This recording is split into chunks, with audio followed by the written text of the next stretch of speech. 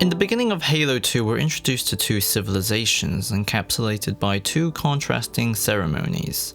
The punishment of one character and the celebration of another, and as a result, the point of view of the Halo universe now includes the perspective of the Covenant. The entire underpinning philosophy of the narrative changes from Combat Evolved. Tell that to the Covenant. It's not a matter of good versus evil, this is now a universe inhabited by competing points of views, where the religious antagonists aren't just growly villains who just want to destroy all of humanity because they're too alien for the heroes to understand. Now we do understand. It's an entire civilization passionately organized under a dream, where traditions such as public punishment is used to foster the collective identity of an entire society. And this effectively establishes the central theme of Halo 2. It's a story about the nuances of secularization, because just as the player has their perspective widened by the inclusion of the Covenant's point of view, the narrative is about revelations that destabilizes everything, leading to betrayal, civil war, and the absolute destruction of the Covenant's holy city. Now, a little back boogie shuffle!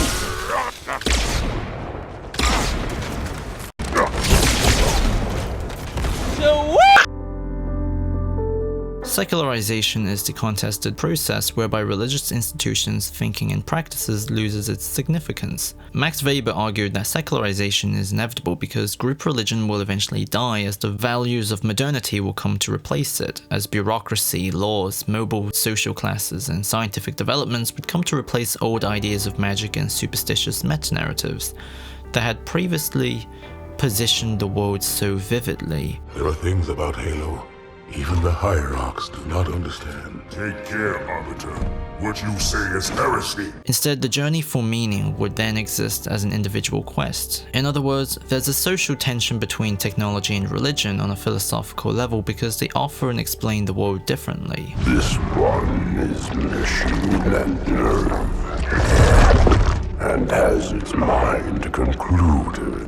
This one is but flesh and faith, and is the more deluded. The original Halo trilogy is highly populated by metaphors, the most obvious one being that the Foreigners created arcs to save different species from the Flood, and the entirety of Halo 2 operates quite smoothly as an allegory for a Max Weber-styled perspective on secularization. Not another word. It's a story focused on the collapse of the Covenant because of new understandings of technological forces. Therefore, the friction from the incompatibility between the two forces of religion and technology are the sources of the drama.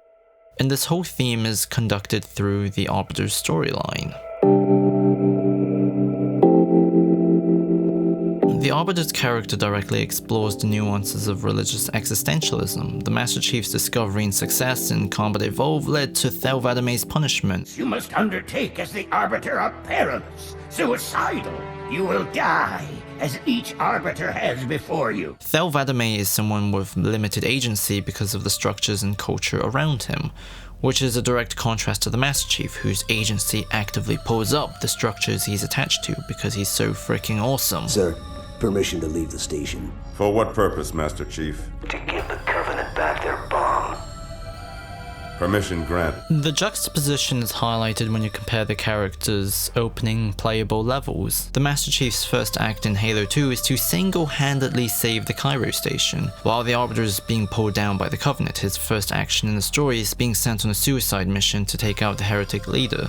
And because the Arbiter plays the exact same as the Master Chief, we understand that his identity is therefore being limited.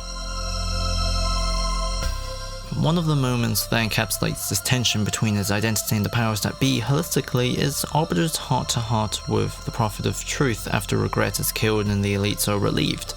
In this moment, Truth contextualizes the Forerunner technology into the Covenant's narrative, even though it's all wrong and terribly misinformed. For ages we searched for one who might unlock the secrets of the rings. An oracle. He's sincere in his religious vision, and that sincerity socializes the same grandiose vision into the Arbiter's sense of self.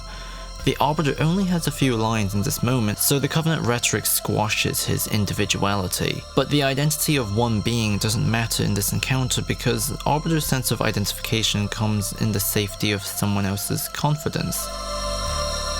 This whole relationship feels like a father explaining the world to his son. The other moment that punctuates the Arbiter's journey is in the climax, where the Arbiter confronts Tartarus, because Tartarus operates narratively as the Arbiter's religious continuity of sorts. When Thelvadame is publicly shamed, Tartarus is there for him for a little banter. Drawn quite a crowd. If they came to hear me beg, they will be disappointed. Just before Thel is reborn as the Arbiter, Tartarus is the one who delivers him. When Arbiter is sent to obtain the index and is then betrayed for it, Tartarus is the one who carried out these actions.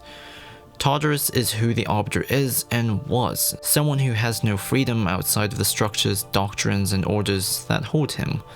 But when they finally confront each other one last time, the Arbiter is someone who abandoned his religious identity, someone who was betrayed and then discovered that the reality that his entire identity is shaped by was all a lie, and if it doesn't act against it, it will lead to the destruction of everything. The Arbiter doesn't shatter from these traumatic experiences or revelations because he has a natural resilience firmly rooted in his pride. He basically rolls his eyes and barters with the Gravedmine even when the Master Chief is somewhat hesitant. Relax. I'd rather not piss this thing off. Kill me or release me, parasite. But do not waste my time with talk. And the Arbiter in general has a very strong, pragmatic attitude that allows his sense of identity to always work consistently with his actions. So when he explains the ugly truth of what activating the Halo rings will result in, he specifically addresses Tartarus as us. Tartarus, the prophets have betrayed us. He identifies with Tartarus and is empathetic enough for his pride not to turn into pomposity. These are two people cut from the same cloth, two children shaped by the same father, two followers of the same doctrine. So the Arbiter effectively puts his hand out for this prick. Therefore, there's a greater thematic meaning presented in the defeat of Tartarus. This marks the end of one identity and the subtle recontextualization of another. The completion of the secularization theme, whereby simply listening to Guilty Spark's explanation creates a hole in the individual's identity. The Arbiter is no longer the title of a disgraceful tradition, but now represents one man's honor, revenge, and newfounded sovereignty.